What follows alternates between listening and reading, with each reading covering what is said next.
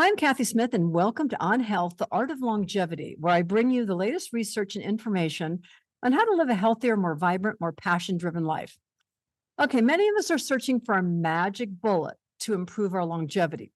It could be a supplement, a medication, a superfood. And yet, when it comes to enhancing our health span and preventing cognitive and physical decline, it turns out that exercise is one of the most potent tools we have at our disposal, more than nutrition, more than even sleep and medications. Exercise is a key to living a longer, healthier life. And nobody knows that better than today's podcast guest, Dr. Bob Sallis. Bob is a visionary physician who launched the groundbreaking initiative, Exercise is Medicine, in 2009, while he was president of the American College of Sports Medicine. Now, by introducing a new approach of focusing on lifestyle, specifically exercise to extend your health span and to prevent chronic disease, Bob helped really start the game-changing discussions that there's a new approach to aging. So I'm glad to have him back on the show. Bob, welcome. Thank you, Kathy. It's a pleasure to be here. So it's been we've been friends for a long time, even skied together. We just mentioned it was maybe a whiteout the last time we were skiing or close to it. And yet it's been and again, one of my first podcast guests. So it's always great to have you back. And before we jump into this topic, let's just discuss two terms about longevity that keep popping up: lifespan and health span. And we know that lifespan, we've talked about it before, is the quantity of years a person lives. And then health span is kind of the quality of those years. Now, I've watched you in your presentations talk about a concept called squaring off the curve. So can you explain that to the audience, and maybe with these terms, and why health spans may be a more important indicator of the quality of our life? Well, I think that most of us, if we're asked, we would pick quality over longevity, right? If you were living in a nursing home, you're, debilitated. That's no way to live. I think we would all choose the quality over quantity, and ideally you'd have both. But this whole idea of the geriatric curve, which is sort of a measure of your functional capacity with your years of aging, I think is really telling. And we know that while exercise may only help you live, 7 or 8 years longer, someone who does regular exercise, they tend to maintain a much higher functional capacity for the years that they're living.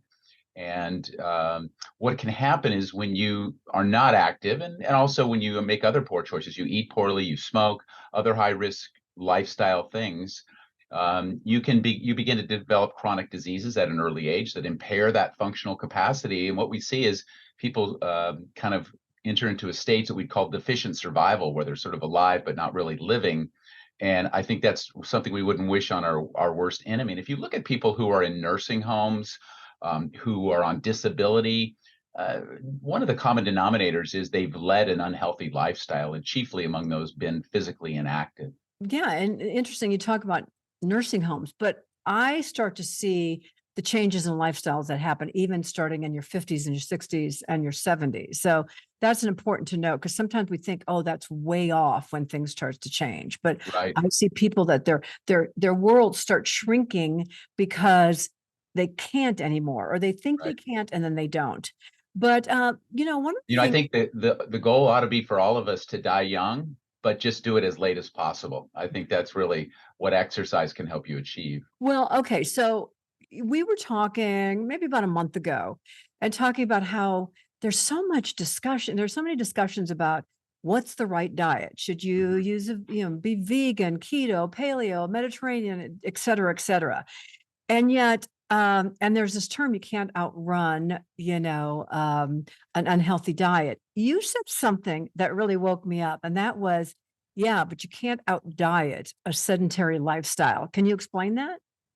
Yeah, I think, we have so much data that shows that exercise can eliminate or at least mitigate most of the harmful effects of being overweight and obese.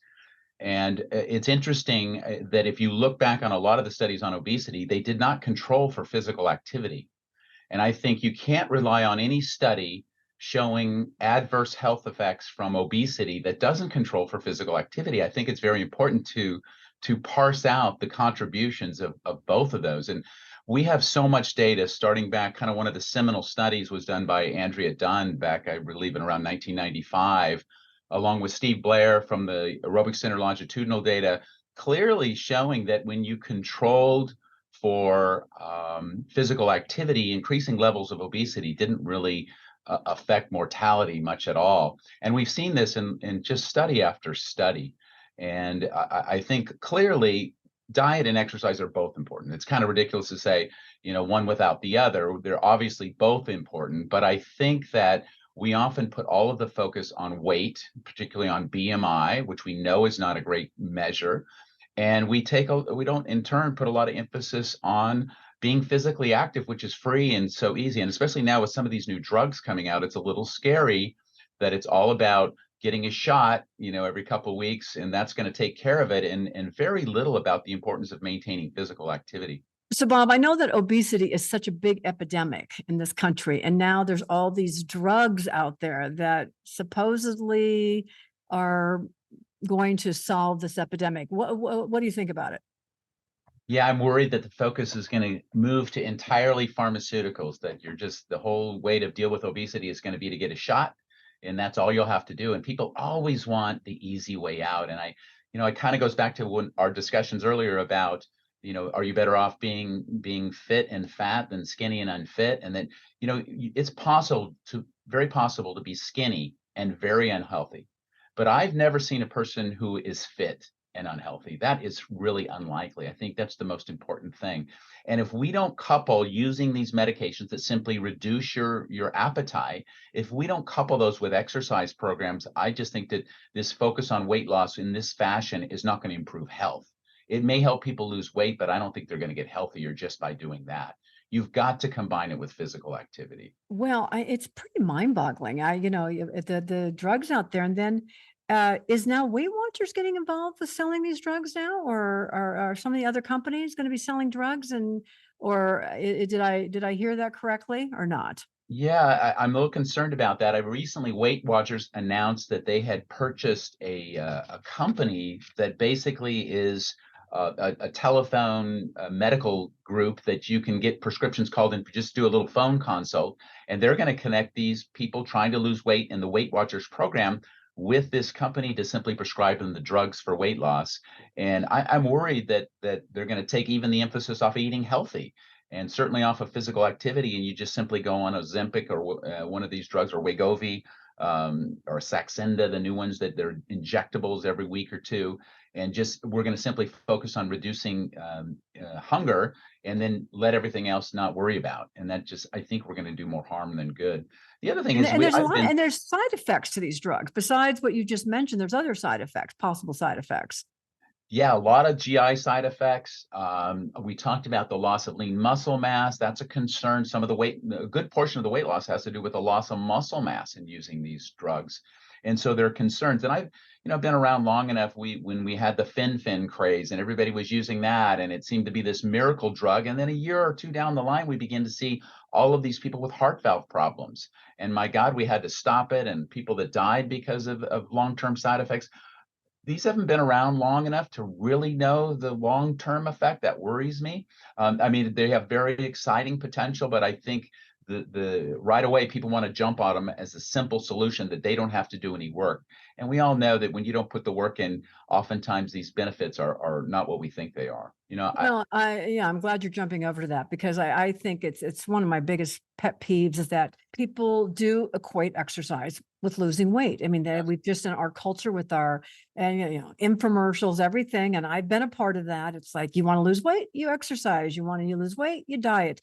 And yet through the years, and especially the last 10 years, the studies that have shown all the other benefits of exercise, which I'd like to dive into a few of them. I mean, between lowering stress, and I'm going to throw it back to you because you have a biggie that I want to talk about that you came out with last year. But there's lowering stress, there's bone density, of course, lowering risk for chronic diseases. There's there's stability, there's falls, there's mitochondria action that that helps, improve your use of oxygen. And I'd like to hear more of your list of benefits, but I'd like to also, if you wouldn't mind sharing with the audience, the studies that you were involved in last year with regarding COVID and COVID outcomes. Yeah, it was fascinating. From the very beginning of the pandemic, I noticed the CDC early on had this list of risk factors for severe COVID outcomes, meaning you're either going to get admitted to the hospital or die should you get COVID.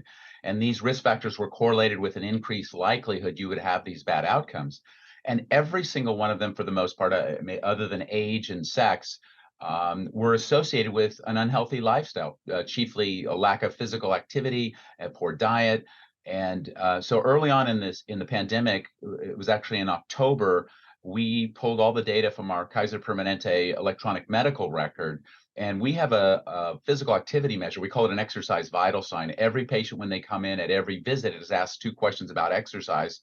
On average, how many days a week do you exercise? They click 0 through 7. The follow-on question is, on those days, how many minutes? So we have minutes per week of self-reported exercise. We're obviously looking for adults to meet the U.S. physical activity guidelines of 150 minutes of moderate to vigorous physical activity each week. Well, we at that time, we had about 100,000 COVID patients. And we divided them using their exercise vital signs into 3 groups: those who were doing 150 minutes a week consistently, those who were doing nothing, and then those who were doing somewhere in between those 3 groups. And we whittled it down to patients who were adults who'd been with us at least a year and a half and had 3 or more exercise vital signs on their chart. So we've got about 50,000 patients in our analytic cohort. And what we found is those who were doing regular exercise, should they get COVID, were almost 2.5 times less likely to die from it than those who weren't doing anything. And it just made perfect sense. And it was very frustrating that we had such a hard time getting the CDC, getting Anthony Fauci, all these people talking about COVID, to mention that, oh, by the way, in addition to getting a vaccine, you need to be walking 30 minutes a day. And it's just frustrating. Even now, it took a year for the CDC to put physical inactivity on their website as a risk factor for severe COVID, but they didn't do a press conference. They haven't made a push about it. And now we've got over 25 studies showing the same thing that we showed in that first study. And by the way, we've got 3 or 4 studies now showing that the vaccine works better if you'll do regular exercise. So once again, we add this to the list of all the things that can help. And what's interesting is when you controlled for physical activity, being overweight or obese did not affect mortality at all in COVID-19, except when you got to real extreme BMI over 40, extreme levels of obesity, then there was some effect, but it was very much attenuated by being physically active. So what you're saying is that if you're overweight and active, you're probably healthier than if you're, moderate weight or lean and not exercising at all and just trying to do it Absolutely, through the data diet. clearly shows that. I think that the data is a bit mixed, but clearly the best thing to be is in the normal weight range. But what's interesting is the BMI that has the best longevity is not 18.5 to 25, like a lot of us are led to believe. It's actually kind of around 25 to 30, has a lower mortality. And in fact, we get concerned about the lower ends, patients who are very skinny, that have BMIs below 18. They're at a higher risk. It's kind of a U-shaped curve. So the ideal weight range, the ideal BMI would be around 25, probably, in terms of just looking at longevity. So Yeah, and I'm that, sure, and I know for myself, I think about that as far as even muscle reserve. We talk about having a bank account, and you put money in the bank, so when you retire, that you can withdraw that money, and you'll have enough for the rest of your life. Well, it's really, I think, important for everyone, but especially women, to understand that, to have this muscle reserve and having muscle on, so that as we get older and as we start to lose muscle mass naturally, but then if you do get sick or you do have a fall or you do have an injury, the atrophy that happens, won't put you into that critical area where you've lost too much weight. right. And we all lose muscle mass as we age. It's called sarcopenia, very much like osteopenia. As the bones thin, the muscle also lessens. The problem is we don't talk much about sarcopenia because there's not a drug for it. It's the focus is on the bone density with the DEXA scan and osteopenia. But I'm more concerned often by the loss of lean muscle mass, especially in women, that can be very dramatic. We also know that a lot of these new drugs actually look like they're causing a loss of muscle mass. Is some of the weight loss a good, concerning proportion of the weight loss has to do with loss of muscle mass. And we know that diabetes and some of these other chronic diseases contribute to that loss of muscle mass. And at the same time, muscle is essentially an endocrine organ, and the more muscle mass you have, the more strength you have, the better you are processing foods and lowering blood sugar levels, because that muscle consumes a lot of the glucose. So there's so many reasons that it's important to maintain lean muscle mass as we age, and that's something that's often not pointed out to people. Do you have recommendations? I am doing a lot of heavy weights, and I also do something called blood flow restriction training for weight training. And I alternate that with lighter weights. But do you have a heavyweight, lightweight, repetitions, anything like that that you'd like to share with the audience on what is the best way to maintain that muscle mass? Well, I think, for the majority of the population, I mean, I love you're on the cutting edge of the latest things and trying different things. I know that's part of your role is experimenting with these different workouts and what works the best. But quite frankly, for most of my patients, I recommend just body weight exercises, sit-ups, squats, push-ups, pull-ups, those kind of things, done 2 to 3 days a week, kind of on non-consecutive days, doing maybe, 7 or 8 different exercises that work the major muscle groups. For most of my patients, that's my recommendation. That coupled with a simple cardiovascular program, whether it's walking or jogging, for most people, that is perfect. And, when we're really looking mainly just to get the health benefit from it, the curve is very steep at the beginning. And that is, you go from doing nothing to just little bits of activity, you get tremendous benefit. And then when you go from, active to highly active, you get more benefit, but the curve starts to flatten out. It's just getting people to do the recommended amounts of 150 minutes a week and resistance training 2 to 3 days a week. Okay, so you think that's enough. Well, and I think For most. going from getting off the couch to doing nothing to something, as we've said before, that's where you take the major leap into Exactly. their health.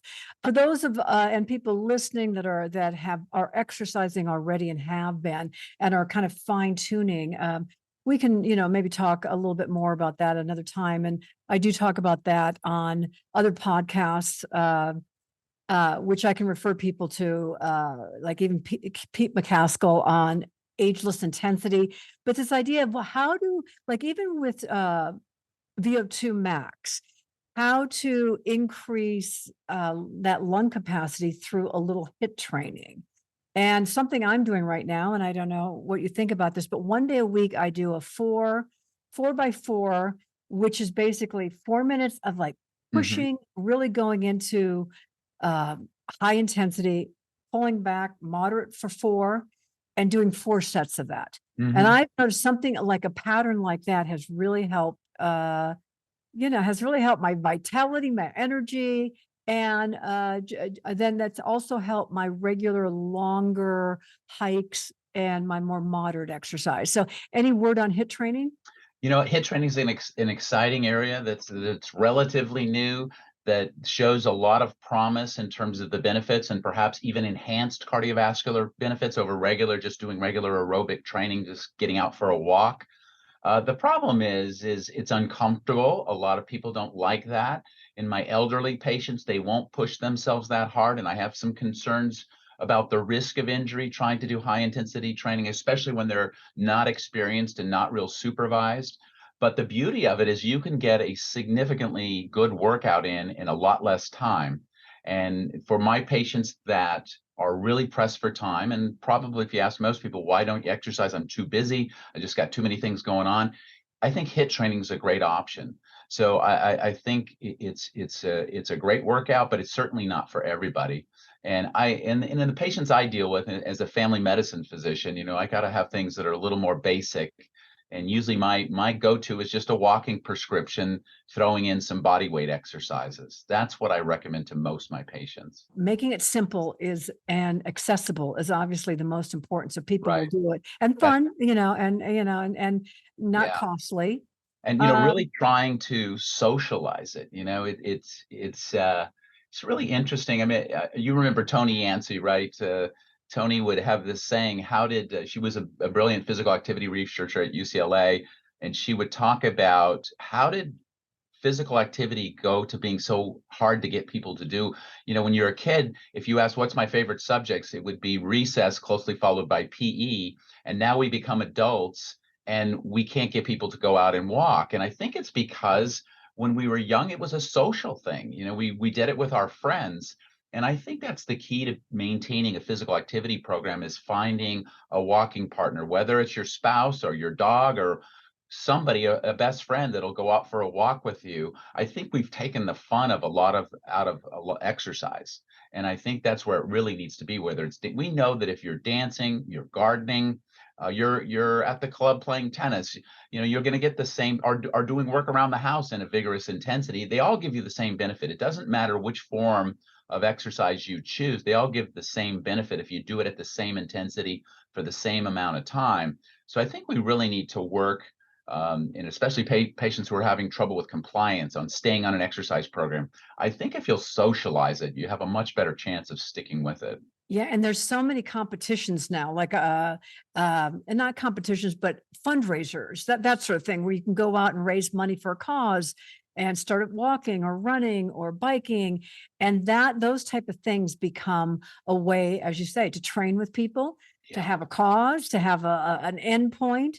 And it's gotten obviously millions of people involved with movement. I love that. I also, love the fact that there's stuff popping up all the time, like the Peloton craze came through, and now everybody's getting into pickleball. Yeah. And people are searching things. And when people ask me what's the best form of exercise, I always kind of shoot back the question, what do you like to do? And Yep. because of what you like to do is what you will get out there and do. And I Exactly. don't even like to call it exercise anymore. When people say, how much do you exercise? I go, I don't exercise at all. I like the word movement, because I Yeah. move. I'm a mover.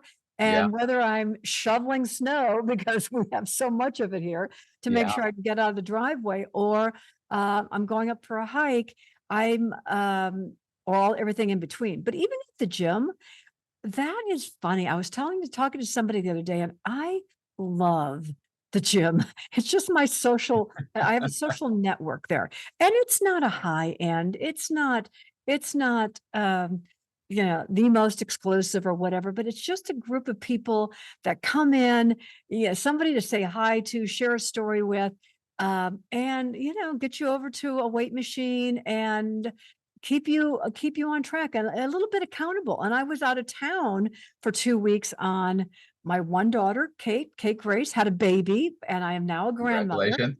Thank you. But I was in Boulder for that. And then I flew to South by Southwest for the conference down there. And so I was gone a couple of weeks, and I had a couple of people come over. They go, Kathy, we're worried about you. Where were you? But it's that type of thing of people looking out for, Wow. oh, they missed me. Uh, and that's what keeps it lively. I do want to say that there is a group, and there's a lot of people that listen to my podcast. So I know that there's the whole global perspective on the spectrum of people, from age to fitness levels. But there is a group of people that really do like to move their bodies, um, and sometimes have just fallen out because they got an injury, or they are letting things. The only thing that I'm going to do a little pushback on you, with you, if you don't mind. But it's Mhm. obviously you have your opinion, but I do see that when you hit 45, when you hit 47, you're not having a good night's sleep, but whatever, and the limitations of people saying you can't do it, or this isn't what we do anymore. We don't dance anymore. It's not really, pushing yourself. Maybe it's not. So I'm taking the opposing view, because I believe everybody at every age. Now, again, people listening to the podcast, I'm not talking about, we're talking about pretty much 45 to 65-year-olds. I'm 71 now, so I'm going to push that to 75, athletic 75-year-olds, people. But we're not talking about people in nursing homes or something like that. And I do believe that there is a point where, yeah, you know what? It can be minimized a little bit too much, and you can make excuses why you can't. And I think that everybody can do HIIT training. HIIT training is just a Sure, term. I mean, HIIT training. So we absolutely. say people. I mean, HIIT training is like HIIT training.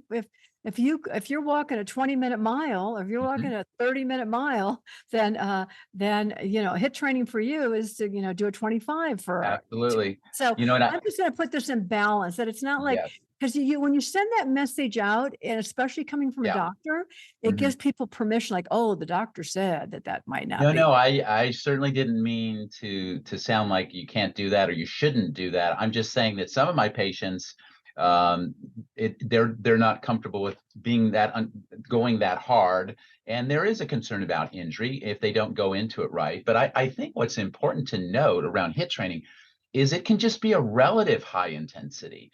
As simple as what I recommend to patients is if they're out for a walk between street lights, walk your normal pace to one street light, and between the next, maybe double your speed, go from 3 miles an hour to 4 miles an hour. Just a relative increase in the intensity we know is very good for health, for your fitness level. And I think challenging yourself is very important with an exercise program, no matter what you do. But it doesn't have to be crazy higher intensities that a lot of these call for.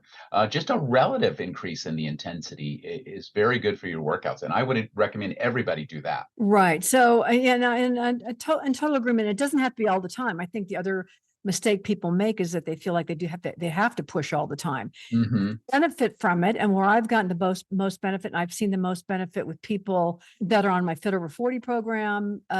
It's when you balance that regular steady state training. It's Hmm. called zone 2 training now, but the zone 2 training, which is basically you can carry on the conversation.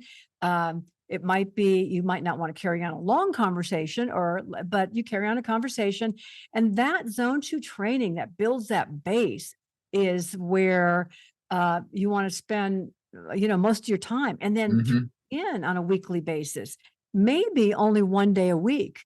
I mean, if I do a big heavy hit training, I might be only doing it one day a week, but I Hmm. know that then impacts the other days of the week where I'm increasing my, um, my VO2 max. I'm working on my cardiorespiratory system, and now everything else works better. So that Sure. that's my little um, speech. I would agree. And that as we age, though, just getting my patients, and again, I'm coming from a perspective of family doctor seeing patients in a clinic who often have chronic diseases and other disabilities, and I'm just pushing them to be a little bit active. And when they get up in their 70s, I'm often just encouraging them to do a walking program and maintain their walking pace or even increase that. And I always go back to what we call the Grim Reaper study, where they looked at about 2,000 Australian men and measured how far they could walk at a normal pace. And then they correlated that with mortality. And what they found out is that the Grim Reaper walks at about 3 miles an hour. Actually, it walks about 2 miles an hour. And I men was who going to walk, say, you when, better pull that one back, yeah, because two I'm thinking, miles an hour. I'm like Men who 2 miles, walked at, that's a 20-minute mile. I go, oh yeah, my no, God, I better tell some of no, my friends. the Grim Reaper walked at 2 miles an hour. Men who walked 3 miles an hour or faster in that study, none of them died. So they were never caught by the Grim Reaper. So my point being is when you can't walk 3 miles an hour, then I got to have some concern. That's when I want patients to come see me, when you have something that's keeping you from walking at that speed.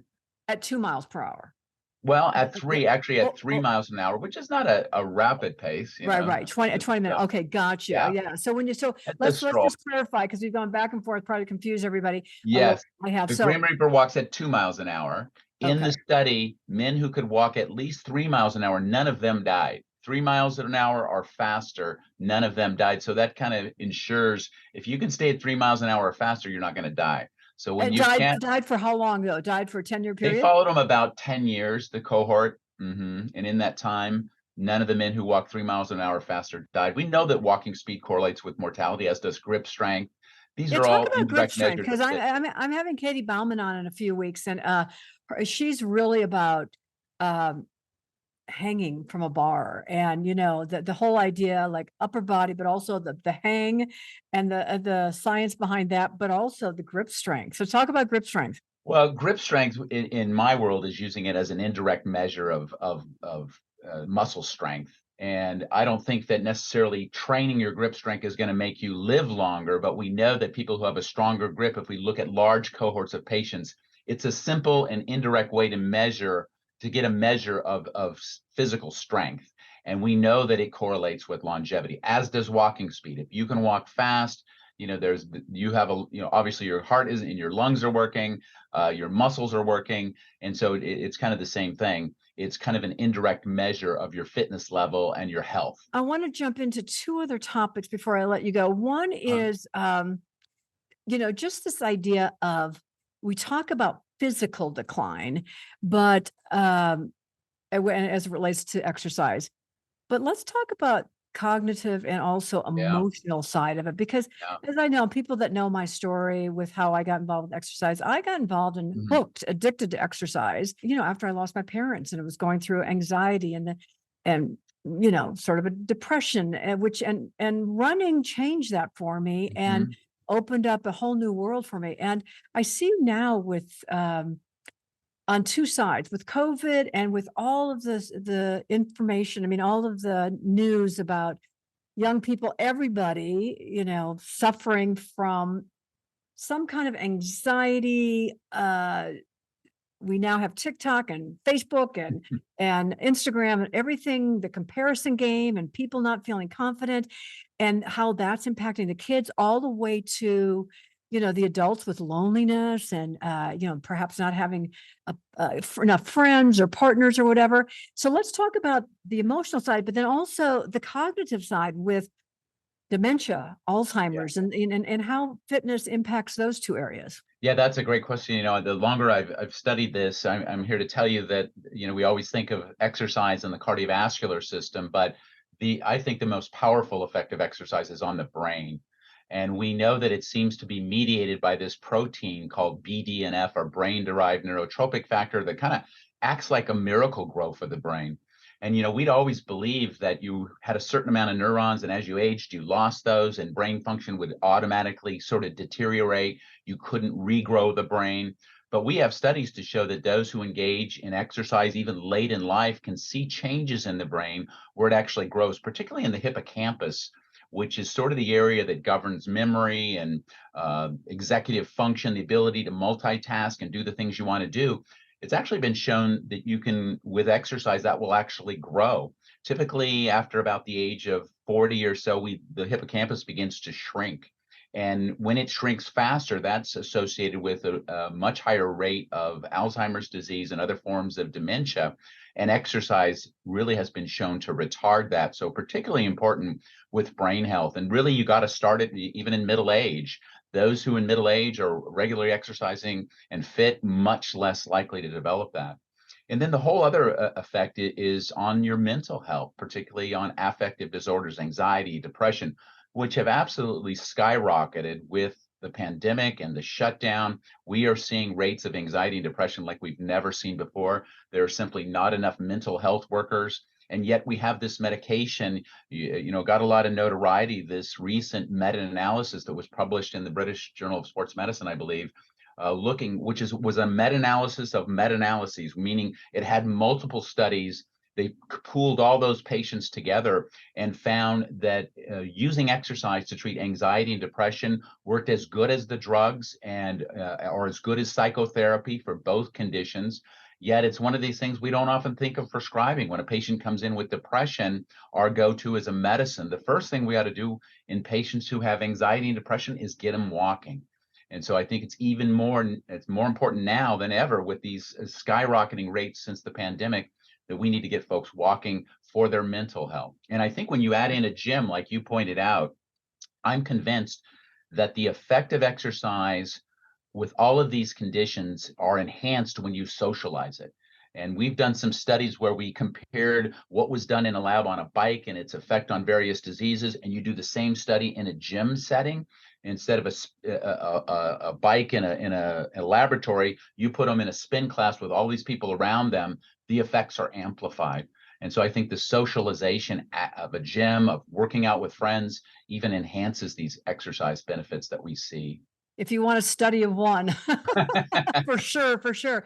So, we've been talking about reduction in risk of so many adverse conditions when it comes to, different diseases. And before we leave this, I just want to highlight, because this is the one thing that, I was reading yesterday, the four horsemen of chronic diseases: metabolic dysregulation, cardiovascular disease, cancer, and neurodegeneration. And each of these, and the metabolic one is like type 2 diabetes, it's insulin resistance, metabolic syndrome, and even non-alcoholic fatty liver syndrome. And each of these you can talk about, and each of them have a medication, they have this and that, but Oh, yeah, exercise has an impact on each and every one of them. absolutely.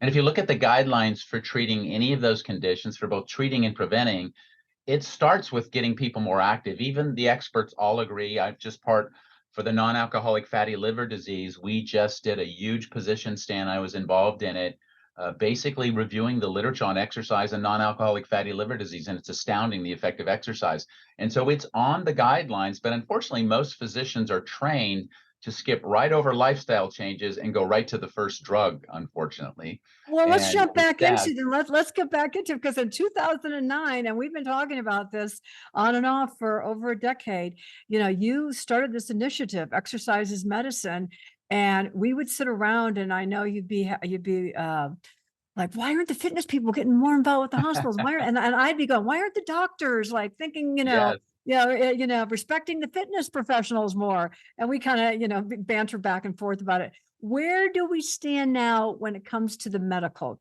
profession, with the Yeah. acceptance of this? So there's been some interesting things going on. I'm just back from the IRSA meeting, which is the Trade Association for Health Clubs, the International Health Racket and Sports Club Association. And boy, they're finally, I think, really showing an interest. And it's interesting, only less than 20% of the population ever belongs to a gym.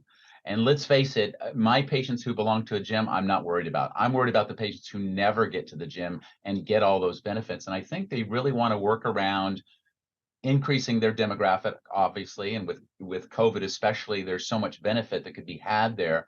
But I really think we're beginning to see some inroads where the fitness community really is getting interested in helping me manage my patients with chronic disease by supervising their exercise program. And I'm very hopeful we're going to start see some changes there. And when I started the Exercise is Medicine initiative, one of the first things we did was what we call an exercise vital sign that I talked about with my COVID study we use at Kaiser, and try to get that as a standard of care. And I think we're really close. It sounds like that's going to happen, hopefully within the next couple of months, that every electronic medical record will have to include an assessment for exercise, the exercise vital sign. And I think then we're going to begin identifying all of these patients who are not meeting the physical activity guidelines and who have these chronic diseases. And I'm hopeful it's going to open up reimbursement for fitness professionals to be able to work with these patients who need them so badly. So I'm very hopeful that we're I close to hope seeing so, some because changes. that's what we talked about again years and years ago. It's what's in it for, we know that money talks, and Exactly. we know it's one of the reasons why in the medical profession, you can't charge, you can charge a lot more for Bariatric surgery than you can for getting them to exercise and eat right. exactly. Or even keeping the, medication, type 2 diabetes, insulin, Yeah, other medications and whatever. So yes, I mean, how do you incentivize, and especially for fitness professionals, what's in it for them to get right. involved? So reimbursement would be great. Okay. So That's the hope. that's a hope. Well, listen, we're going to have you've come a long way, and you've now spawned. I mean, there are books that are coming out now. Peter Attia, Outlive, Mark Hyman, kind of Stay Younger Longer type of thing. What is one of the centerpieces, if not the biggest centerpiece? exercise. And so I'm Absolutely. glad that, that we're having this conversation at this point. But Yeah. let me finish with this question. New York Times had an article this week. The income gap is becoming a physical activity divide. So they went across they did this across the country. Households that are making 105,000, about 75% were involved in 70% were involved in sports, the kids. Middle income families, 51% of the children. Low income, but below poverty line, 31% of the children. So we know that school participation leads to better grades. We know that it boosts physical and emotion. We know everything that happens now. But think about what's happening right now with this physical activity divide when it's starting when you're in elementary school. And what is your, how are we going to solve this? Yeah, that's a great question. What I see from my standpoint, being a family medicine, sports medicine physician, it's a crazy conundrum that we're in now because I am seeing, this huge cohort of kids that aren't doing anything, and then I have another cohort that are involved in 5 different travel teams. They're playing multiple. They focus on one sport at an early age. So at the same time, I'm seeing this explosion of inactive kids. I'm seeing an explosion of kids that are doing too much exercise. It used to be that the leagues, we had youth leagues that everybody sort of played in. Now it's all about the travel team and competition and trying to get a scholarship, and very early kids specializing in sports and developing overuse injuries that I'm used to seeing in collegiate or professional athletes. I'm seeing them in 12-year-olds who are playing way too much baseball. And so it's kind of sad. And we've taken PE for the most part out of school. So, kids are allowed to not do anything. And then I have this other group that's doing way too much. Somehow we've got to bring it back to the middle where kids play 3 different sports. There are more leagues that are more about fun and competition, not trying to get a scholarship and have professional coaches at a young age. I think we've gone crazy with that. We just have 2 ends of a spectrum that I'm seeing, that I think we've got to come back to a more sane level, that every kid ought to have PE, every college student. It's insane that a person would graduate from a college or university and not have a lifetime plan for fitness. That seems to me like the number one thing a college or university ought to be responsible for. In addition to teaching kids how to balance their checkbook and things like that, they ought to be preparing them for a lifetime of exercise and figuring out what sports they enjoy and that they can do for the rest of their life to stay fit. I wish we could get the colleges and universities to get behind that in a bigger way. Yeah, you know what? I think we'll end on that because that's powerful. I think you're right. I mean, it's just like this is a lifetime journey, and it's your body, it's your home. You think about your home like I live at, such and such address, but your home is right here in your body. This is what's going to take you through life each decade. And if you think, that each decade has to get is worse than the next decade, then you just don't have the plan. You haven't, you're not looking at all the possibilities, and you're not taking care of the body well enough. But to be able to start that when they're again, this is going to be my passion now. It always has been with the Women's Sports Foundation to Mhm. help get girls involved with sports because we know that girls that get involved in sports in elementary school, and by 7th, 8th grade, by the time 15, if you haven't picked up a sport Mhm. with all those awkward years and, popularity and not feeling Mhm. right in your body and embarrassment, a lot of times it doesn't happen. And that's why getting to, kids at a young age, helping them throw balls. I was always out with mothers. They always go, well, boys can throw better than girls. I go, how many times have you thrown a ball with your daughter? I go, That's right. hey, well, it's not really, not necessarily, probably Yeah. done much of it. So And you anyway, make a I'm a great big point because we know that girls who are involved in sports have better mental health, lower rates of suicide, lower rates of pregnancy, drug use, on, and all the risky behaviors are lower, particularly in girls, when they're involved in sports. So it was such a pleasure having Dr. Sallis on the show today. Now, my big takeaway is to think of exercise as a tactic that can help you stay younger longer. So you see, by preserving physical function and tapping into that muscle reserve we talked about, you can enjoy more years of life in good health, free from all the burdens or many of the burdens of chronic diseases and of the disabilities that can come along. That means that you can play pickleball. You can go out walking the Camino if you want to. You can pick up your grandkids. You can lift your luggage for vacation. You can, you can do the things you want to do. So you go into the next decades thinking that you can be vital and you have this unlimited potential. And exercise is what helps you get there and helps you realize that potential. Uh, Everybody thinks about losing weight and looking your best, but honestly, that is really just the side benefit. That's the icing on the cake. That's the bonus, because exercise impacts every single thing in your body, physically, mentally, and emotionally. You see, regular movement improves your heart function, your bones, your muscles. It helps reduce, stress. It helps lower blood pressure. It reduces the impact that so many things around you have on your body. You're able to be more resilient when you exercise.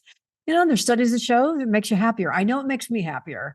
Sharpens your brain, and it really that's just the beginning. We talked about type 2 diabetes, cancer, metabolic syndrome, fatty liver disease. Everything that's going on in your body is impacted when you move your body. So exercise will keep you feeling younger longer.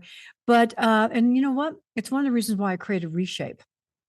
So Reshape is an app, and has three parts to it. It's daily workouts, it's daily meal plans, and daily recipes. And each month there's a different focus. So April is slimming down and getting stronger. There could be months where we focus on fat burning, other months we focus on body parts, lower body, upper body, total body, mind body. But it's three components that make it all come together. And I'm really passionate about Reshape. We put a lot of work into making sure that every meal has a plant-based version as well as a regular protein version. So you have a choice. And we know that plants are healthy. They're healthier for you.